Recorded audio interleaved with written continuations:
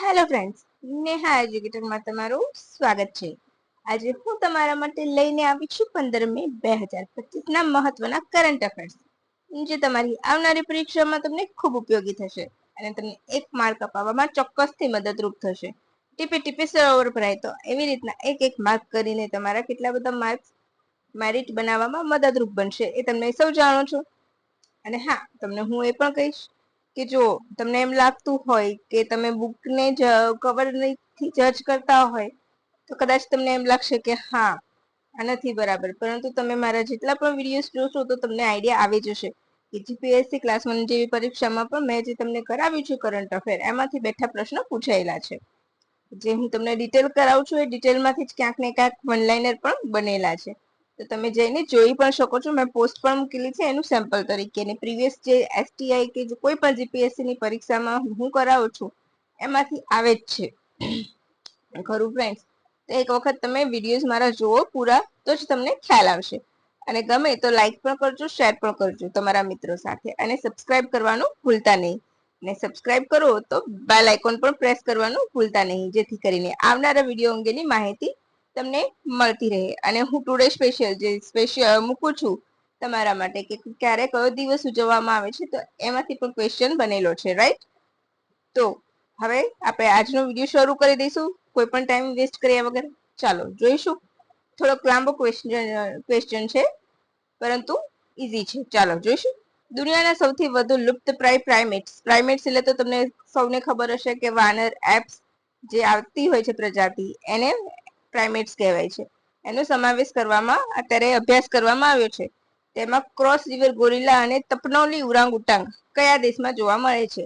એ બંને અતિ લુપ્તપ્રાય છે એટલે ચર્ચામાં છે, બરાબર છે।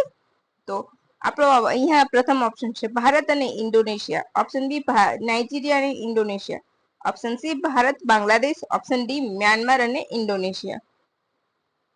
બોલો ફ્રેન્ડ્સ, કયા દેશમાં આ બંને ગોરિલા જોવા મળે છે, પ્રાઇમેટ્સ કહેવાય છે, રાઈટ। તો આપણો જવાબ આવશે અહીંયા નાઇજીરિયા અને ઇન્ડોનેશિયા, બરાબર। એની પ્રજાતિ ક્યાં જોવા મળે છે આ પ્રાઇમેટ્સની, ઉરાંગ-ઉટાંગ અને ગોરિલા? તો નાઇજીરિયા અને ઇન્ડોનેશિયા। ચાલો હવે આપણે ડિટેલ જોઈશું। તમને વન લાઇનર સિમ્પલ ક્વેશ્ચન પણ પૂછી શકે છે તલાટીની પરીક્ષામાં કે ક્રોસ રિવર ગોરિલા કયા દેશમાં જોવા મળે છે, અને તમને ઓપ્શન સીધા મૂકી દીધા હોય, રાઈટ। તો હવે આપણે જોઈશું આ રિપોર્ટ કોણે બહાર પાડ્યું છે, તો આ report primate in a peril the world most 25 endangered primate 2023 to 2025 રિપોર્ટમાં માહિતી આપવામાં આવી છે, એટલે કે આટલા વર્ષનો રિપોર્ટ છે અને 25, બરાબર, સાદી ભાષામાં ગુજરાતીમાં 25 પ્રાઇમેટ્સ નો સમાવેશ કરાયો છે, એટલે કે કુલ 25 એવા પ્રાઇમેટ્સ છે કે જે લુપ્ત થઈ જવા આવ્યા છે। કોણે તૈયાર કર્યું છે, તો પ્રાઇમેટ શોધકર્તાઓની ઇન્ટરનેશનલ ટીમ દ્વારા, જેમાં એશિયાના 9, સૌથી વધારે પ્રાઇમેટ્સ એશિયાના છે, આફ્રિકા અને દક્ષિણ અમેરિકાના 6, બરાબર, અને માડાગાસ્કરના 4, એટલે થઈ ગયા 9 ને 12 21, અને 21 ને 4 25 થઈ ગયા આટલા 25, એટલે કે એશિયાના 9 પ્રાઇમેટ્સ છે, દક્ષિણ આફ્રિકાના 6 છે, દક્ષિણ અમેરિકાના 6 છે, અને માડાગાસ્કરની 4 પ્રજાતિનો સમાવેશ કરવામાં આવ્યો છે। હવે ક્રોસ રિવર ગોરિલા અતિ દુર્લભ ગોરિલા છે, બરાબર છે, જે નાઇજીરિયામાં જોવા મળે છે। હાલ તેની સંખ્યા માત્ર 300 જ છે, બરાબર। જે ત્યાં જંગલોને એ બધું કાપવામાં આવે છે એના કારણે જોખમમાં આવ્યું છે, અને અવૈધ શિકારને કારણે ખાસ કરીને નાઇજીરિયા સિવાય કેમરૂનમાં પણ જોવા મળે છે। એના અવૈધ શિકાર ખૂબ થઈ રહ્યો છે, એટલે ક્રોસ રિવર ગોરિલા જોખમમાં મુકાયા છે। હવે તપનોલી તો ઇન્ડોનેશિયાના સુમાત્રામાં જોવા મળે છે। લાકડાના વેપાર અને તાળમાંથી જે તેલ નીકળે છે એના કારણે એ જોખમમાં મુકાયા છે। હવે ભારતમાં જોવા મળે છે પ્રાઇમેટ્સ, યસ, લંગુર અને હુલમ ગિબન, એ બંને આપણે જોવા મળે છે। શું જોવા મળે છે ભારતમાં? લંગુર અને હુલમ ગિબન। પૂર્વોત્તર ભારતમાં, એ સિવાય બાંગ્લાદેશ અને મ્યાનમારમાં પણ જોવા મળે છે। તેનો સમાવેશ પણ પ્રાઇમેટમાં કરવામાં આવ્યો હતો, પરંતુ છેલ્લે એને 25માં સ્થાન નહોતું મળ્યું, એ પણ યાદ રાખજો। સમાવેશ ગણતરી વખતે થયો હતો, પરંતુ લાસ્ટ મોમેન્ટ પર એને એમાંથી દૂર કરવામાં આવ્યા હતા, બાકી એ પણ જોખમમાં જ છે, પરંતુ અતિ જોખમમાં 25માં નથી, રાઈટ, એટલું યાદ રાખવાનું છે।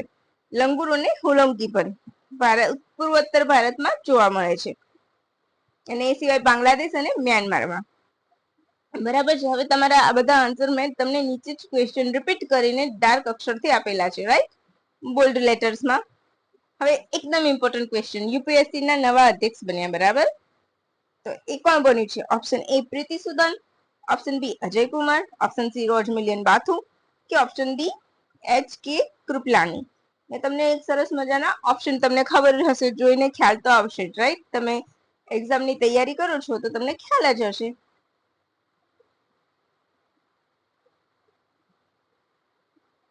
તો ચાલો હવે જોઈ લઈશું. આપણો જવાબ આવશે ઓપ્શન બી અજય કુમાર. શું આવશે? Option B Ajay Kumar. તેમણે કોનું સ્થાન લીધું છે? પ્રીતિ સુદાનનું સ્થાન લીધું છે. તેમણે કોનું સ્થાન લીધું છે? પ્રીતિ સુદાનનું સ્થાન લીધું છે. અત્યારે નવા અધ્યક્ષ કોણ બન્યું? અજય કુમાર. રોજ મિલિયન બાથુ તો પ્રથમ મહિલા અધ્યક્ષ હતા યુપીએસસી ના, અને પ્રીતિ સુદાન બીજા મહિલા અધ્યક્ષ હતા. ઓકે, પ્રથમ અધ્યક્ષ કોણ હતા? ભારતીય એચ કે કૃપલાની. તમારે મને જે યુપીએસસી 1926 માં બની ત્યારે જે અધ્યક્ષ હતા તે તમારે મને કમેન્ટ બોક્સમાં કમેન્ટ કરવાનું છે. રાઈટ હશે તો હું તમને હાર્ટ આપી દઈશ, બરાબર? એક હવે અજય કુમાર 1885 કેરળના અધિકારી છે. કેમ ઇમ્પોર્ટન્ટ છે? તો એટલા માટે કે તે જે રક્ષા સચિવ તરીકે પણ તેમણે સેવા આપેલી છે, બરાબર છે? અજય કુમારે રક્ષા સચિવ તરીકે સેવા આપેલી છે, અને જ્યારે તેઓ રક્ષા સચિવ હતા ત્યારે સીડીએફ એટલે કે ચીફ ઓફ ડિફેન્સ સ્ટાફનો અને અગ્નિપથ જેવી યોજના અસ્તિત્વમાં આવી હતી, એટલા માટે અગત્યનો મુદ્દો છે. આઈઆઈટી કાનપુરથી બીટેક કરેલું છે. અમેરિકાની મિનેસોટા વિશ્વવિદ્યાલયમાંથી માસ્ટર અને પીએચડી કરેલું છે. યુપીએસસી ની નિમણૂક કોણ કરે છે? તો રાષ્ટ્રપતિ દ્વારા કરવામાં આવે છે. શું રાષ્ટ્રપતિ તેમને દૂર કરી શકે છે? ના, એમને પણ ઇમ્પીચમેન્ટ લાગુ પડશે, બરાબર? નિવૃત્તિ 65 વર્ષ અથવા 6 વર્ષ, બંનેમાંથી જે પહેલા આવે એ. હવે યુપીએસસી વિશે માહિતી કયા આર્ટિકલમાં છે? તો આર્ટિકલ 312 થી 323 માં, બંધારણનો ભાગ 14, બરાબર?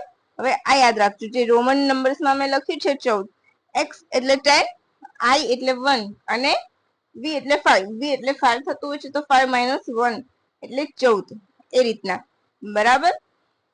જયારે બી રોમન અંક આવશે તો તમારે મોટા નંબર જ યાદ રાખવાના હોય છે. જેમ કે વી એટલે 5, એક્સ એટલે 10, તો એક્સ ડબલ એક્સ તો 20, એ રીતના તમારે આગળ વધવાનું હોય છે, બરાબર? હવે વીર રથ પાર્ક કયા રાજ્યમાં બનાવવામાં આવશે? ફ્રેન્ડ્સ, એક વાત હું તમને એટલું જ જરૂરથી કહીશ કે મેં મોટા ક્લાસીસના પણ વિડીયોઝ જોઉં છું. નો ડાઉટ કે મારાથી વધારે સારું હોય છે, પરંતુ એ 1 કલાકનો વિડીયો બનાવવા, ફક્ત એમના લાભ માટે 1 કલાકનો વિડીયો બનાવવા રિપીટેશન બહુ વધારે કરાવે છે. હું માનું છું ત્યાં સુધી જે પણ ગવર્મેન્ટ એક્ઝામની તૈયારી કરતું હશે ને, અને જે અમુક વસ્તુ તો તૈયાર હોય છે જ, અને એ જ વસ્તુને વારી ઘડી રિપીટેશન કરાવીને ફક્ત ને ફક્ત વિદ્યાર્થીનો ટાઈમ વેસ્ટ હોય છે. એટલા માટે હું કહું છું કે તમે તમારી જાતે તૈયારી કરો. એવી રિપીટેશનની તમારે જરૂર નથી હોતી, કારણ કે તમે પણ સિરિયસલી તમે તૈયારી કરતા હો છો, અને એક મિનિટ મહત્વની હોય છે, રાઈટ? તો તમે કરંટ અફેર્સ કરાવો છો, no doubt it's good. Current affair એની સાથે જીકે માં એટલું બધું પણ મહિનામાં એકની એક વસ્તુ 2 થી 3 વખત કરાવી એ ક્યાંયનો ન્યાય નથી હોતો, બરાબર છે ને ફ્રેન્ડ્સ? હું તમને કોઈને વખોડતી તો હું નથી જ, હું વખોડનાર કોઈ નથી, પણ જસ્ટ મને જે ઠીક લાગ્યું ને એ હું કહું છું. કારણ કે એક ટાઈમ હતો ત્યારે હું પણ કરતી હતી તૈયારી, પરંતુ મને એવું લાગે છે કે હવે આ જે રીતના રિપીટેશન કરાવે છે ને એ ખરેખર ટાઈમ વેસ્ટિંગ લાગે છે મને. એકની એક વસ્તુ રિપીટ કરાય કરવી એ ક્યાંયનો ન્યાય નથી હોતો. ચાલો હવે આપણે આપણા પ્રશ્ન તરફ પાછા આવી જઈશું. વીર રથ પાર્ક કયા રાજ્યમાં બનશે? Option A Rajasthan, option B નવી Delhi, option C UP, I mean to say કે ઉત્તર પ્રદેશ, ઓપ્શન ડી મધ્યપ્રદેશ. ચાલો, તો અહીં આપણો જવાબ આવશે ઓપ્શન સી ઉત્તર પ્રદેશ. લગભગ 22 એકરમાં 42 કરોડના ખર્ચે આખો વીર રથ પાર્ક બનશે. ક્યાં બનશે પ્રોપર? તો નોઈડાના નલગઢ ગાંવ ખાતે, બરાબર? નલગઢ એટલે શેના માટે જાણીતું છે? તો શહીદ ભગતસિંહ, રાજગુરુ, સુખદેવ, નેતાજી એટલે સુભાષચંદ્ર બોઝ, તેમજ આઝાદ હિન્દ ફૌજના જવાનો માટે શરણ સમાન હતું. અહીંથી તેઓ બ્રિટિશ સરકાર ઉપર હુમલાના પ્લાન બનાવતા હતા. એટલે કે મોટા ભાગના જે શહીદો હોય કે પછી આપણા સ્વાતંત્ર્ય સેનાનીઓ, બરાબર, લડવૈયા, સ્વાતંત્ર્ય સેનાનીઓના લડવૈયા, એ બધા ત્યાં જ શરણ લેતા હતા અને ત્યાંથી જ બધા પ્લાન બનાવતા હતા. બરાબર. હવે આ પાર્કમાં તેમના પથ્થરના સ્મારક, જવાનોની વીરગાથા, યુદ્ધકાલીન ટેન્ક તેમજ ફાઇટર પ્લેન વગેરેના ચિત્રોની અને તેમજ એમના અંગે સંપૂર્ણ માહિતી આપેલી હશે. ઓપન એર થિયેટર પણ છે. તો ત્યાં શું દર્શાવશે? તો ભારતની સ્વતંત્રતા પર આધારિત સાંસ્કૃતિક કાર્યક્રમો કરવામાં આવશે. બરાબર. તો આ બહુ જ ઇમ્પોર્ટન્ટ ક્વેશ્ચન છે, અને તમે મહત્વ સમજી શકો છો. કદાચ તમારે જે જીપીએસસી ની રિટર્ન એક્ઝામ લેવાય તો તમને સીધું એમ પણ પૂછી લે કે વીર રથ પાર્ક વિશે 3 વાક્યમાં જણાવો. તો તમારે એટલું લખી શકો કે વીર રથ પાર્ક ઉત્તર પ્રદેશમાં ના નલગંઢમાં બનશે. બરાબર છે. નોઈડાના નલગંઢ ગામ ખાતે બનશે, જે 22 એકરમાં ફેલાયેલો હશે. 42 કરોડના ખર્ચે 22 એકરમાં ફેલાયેલો હશે. તેમાં શું છે? તો તેમાં નલગંઢની પસંદગી એટલા માટે કરવામાં આવી છે કે તે આપણા સ્વાતંત્ર્ય સેનાનીઓના શરણનું સ્થળ પણ હતું. તેમજ અહીંયા આટલી વસ્તુ સો એન્ડ શું, જેમ કે સ્મારકો હશે, તેમના પથ્થર પર બનાવેલું સ્મારક હશે, દિવાલો ઉપર વીરગાથાઓ લખેલી હશે. આ બધી વસ્તુ ત્યાં હશે. બસ 4 લાઈનમાં તમારો જવાબ શોર્ટ એન્ડ સ્વીટ અને ટુ ધ પોઈન્ટ બની ગયો. કોઈની તાકાત નથી કે તમારો માર્ક કાપી શકે. રાઈટ. હવે PL-15 મિસાઇલ કયા દેશ દ્વારા ડેવલપ કરવામાં આવી છે? બહુ જ અગત્યનો પ્રશ્ન છે. કેમ? તો અત્યારે ભારત પાકિસ્તાનની જે તંગદિલી સર્જાઈ, સીઝ ફાયર થયું, સીઝ ફાયર પછી પાકિસ્તાન જે રીતે ભંગ કરી રહ્યો છે સીઝ ફાયર નું, રાઈટ. એટલા માટે આ બહુ જ ઇમ્પોર્ટન્ટ ક્વેશ્ચન છે. ઘણા લોકો એમ કહે છે કે પીઓકે આપણે લઈ લેવું જોઈએ, પણ no doubt you are right. પરંતુ કોઈ પણ દેશ કે કોઈ પણ જે હિસ્સો હોય એને આપણા દેશમાં સમાવીએ પછી પણ ઘણા બધા ઇસ્યુ આવતા હોય છે. ઈઝી નથી હોતું. બરાબર. મોટા ભાગે પોલિટિકલ રીપર યુઝ જ થતો હોય છે વોટ લેવા, પરંતુ એ ઘણા બધા પ્રશ્નો લઈને આવે છે. એટલે આપણે કહેવું ઈઝી હોય છે ફ્રેન્ડ્સ. ચલો, PL મિસાઇલ ચીનની, પાકિસ્તાન, અમેરિકા કે ભારત? કોની છે? ડેવલપ કરવામાં આવી છે? તો આપણો જવાબ આવશે ઓપ્શન એ, ચીન દ્વારા ડેવલપ કરવામાં આવી છે PL મિસાઇલ. કેમ ચર્ચામાં આવી છે અત્યારે હાલ? કાલે મેં તમને કિરાણા હિલ્સ સમજાવ્યું હતું, રાઈટ. પાકિસ્તાનનું અણુ મથક કહેવાય છે અને ત્યાં કે ભારતે ઇન્ટેન્સલી હુમલો કરીને રેડિયેશન ફેલાવ્યું છે, એમને ખબર હોવા છતાં એવા આરોપ પણ પાકિસ્તાને મૂક્યા છે. બરાબર. એટલે કિરાણા હિલ્સ પણ તમારે યાદ તો રાખવું પડશે. બરાબર. હવે ચીનની છે. બરાબર. ડેવલપ કરવામાં આવી. તો કેમ ચર્ચામાં આવી? તો પંજાબના હોશિયારપુરમાં આ મિસાઇલ મળી હતી, જેને પાકિસ્તાની વાયુસેના દ્વારા JF-17 ફાઇટર પ્લેન દ્વારા લોન્ચ કરવામાં આવી હતી. તો ક્વેશ્ચન એમ પણ બની શકે છે, પેપર સેટર થોડોક વિચિત્ર ટાઈપનો હોય કે ચલો સ્ટુડન્ટને હેરાન કરવા છે, તમને પ્રશ્ન એવી રીતે બનાવી શકે છે કે હા, તાજેતરમાં પાકિસ્તાન દ્વારા ભારતના પંજાબ પ્રાંતમાં જે PL-15 મિસાઇલ છોડવામાં આવી હતી, તો કયા ફાઇટર પ્લેન દ્વારા લોન્ચ કરાઈ હતી? છે ને પ્રશ્ન. પછી તમને એના ઓપ્શન્સ આપી દે તો તમે કેટલા કન્ફ્યુઝ થઈ જશો. પરંતુ નહીં થાવ હવે, કારણ કે તમારી પાસે આન્સર આવી ગયો છે, JF-17 દ્વારા. રાઈટ. હવે આપણે આ જોઈ લઈશું કે PL-15 missile China airborne missile academy દ્વારા બનાવવામાં આવી છે અને 200 કિલોમીટરની એની મારક ક્ષમતા છે. તમારે એના માટે આટલું ઇનફ છે. બરાબર. ભારત પાસે કઈ મિસાઇલ છે જેનું નામ સુદર્શન ચક્ર આપ્યું છે? તો S-400 રશિયન બનાવટની, જેને કહેર વરસાવ્યું છે. રાઈટ. બધા જ પાકિસ્તાનના મિસાઇલ્સ એને તોડી પાડ્યા છે, એટલી બધી પાવરફુલ છે. એને ખાસ કરીને જે F-16 હતું અમેરિકાનું, એનો તો એને ફૂરચો બોલાવી દીધો હતો. રાઈટ. હવે JF-17 ફાઇટર એરક્રાફ્ટ છે, ચોથી જનરેશનનું સિંગલ સીટર એરક્રાફ્ટ છે. પાકિસ્તાન એરોટ્રોનિકલ કોમ્પ્લેક્સ અને ચીનના ચેંગદુ એરક્રાફ્ટ કોર્પોરેશન દ્વારા ડેવલપ કરવામાં આવ્યું છે. એટલે બંને દેશોનું સહિયારું સાયદ છે JF-17. Right. 1 seater 4th generation. Clear? તમારા બધા ડાઉટ્સ જે ઇમ્પોર્ટન્ટ પોઈન્ટ છે એ જ એનાથી એક પણ વધારાનો આગો પાછો પોઈન્ટ હું તમને નહીં આપું. હવે જે એક્સ્ટ્રા ડિટેલ, જે ઘણી વખત આ વ્યક્તિની નિમણૂક કરાય તો એક એક એક સ્ટડી એની બધી કરી બતાવશે કે આટલું આટલું, પણ એટલું બધું ડીપમાં ક્યારેય પૂછાય જ નહીં. જો એવી રીતના બધા અધિકારીઓ, મોટા મોટા અધિકારીઓની સ્ટડીની ડિટેલ પૂછાય ને તો તમે પણ તૈયાર ના કરી શકો ફ્રેન્ડ્સ. એ કોઈની તાકાત નથી. પેપર સેટર પોતે પણ તૈયાર ના કરી શકે. એટલે એ ડિટેલ્સ તો હું માનું છું ને ત્યાં સુધી ક્યારેય ના આવે, રાઈટ? હા, તમારું જાણવું જરૂરી છે, જસ્ટ ફોર યોર ઇન્ફોર્મેશન. કયા દેશ દ્વારા ચેસની રમત પર પ્રતિબંધ મૂકવામાં આવ્યો છે? Option A Pakistan, option B Turkey, option C Bharat, option D Afghanistan. હું ઘણી ગુજરાતી આપણી ચેનલમાં જોઉં છું ને કે તુર્કી કરે છે, પણ તુર્કી એ નામ છે એનું, બરાબર? અત્યારે એનું નામ ચેન્જ થઈને તુર્કી એ જ થયું છે અને એ જ પ્રોનાઉન્સ કરાય છે. ઓફિશિયલી એનું નામ કોઈ પણ ડેટા જોશો ને એના, તો એમાં તુર્કી એ જ હોય છે, તુર્કી નથી, બરાબર? તો આપણે જોઈ લઈશું કે આમાં આપણો જવાબ આવશે અફઘાનિસ્તાન, બરાબર? Option D. શું આવશે? શતરંજની રમત પર અફઘાનિસ્તાને પ્રતિબંધ મૂક્યો છે. હવે કેમ મૂક્યો છે? તો આ રમતને શરિયતના કાયદા વિરુદ્ધની રમત ગણાવી છે. હવે કેમ શરિયતના વિરુદ્ધની છે? તો શરિયતમાં ચેસ એ જુગારની રમત તરીકે ગણવામાં આવે છે, એટલા માટે એને શરિયતની વિરુદ્ધની રમત ગણાવી છે. હવે અફઘાનિસ્તાનમાં કોનું શાસન છે હાલ? તાલિબાનોએ 2021માં કબજે કરી લીધું હતું, રાઈટ?